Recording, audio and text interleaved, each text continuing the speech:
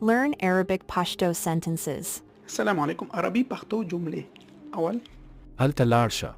اذهب إلى هناك. ما ته غوږ ونیسه. استمع لي. خپل کار وه. قم بعملك. ما مزورو.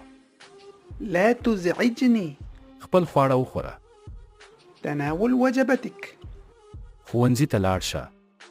اذهب إلى المدرسة. سپکاوی مه کوه. لا تسيء. ما سره وغږیږه. تحدث معي. زما خبره ومنه. أقبل وجهة نظري. شور مه کوه. لا تصدر ضوضاء. یو ګیلاس اوبه راوړه. أحضر كوبا من الماء. زما بستره را جوړه کړه. رتب سريري. ما سره وغږیږه. تحدث معي. ماشوم مه وهه.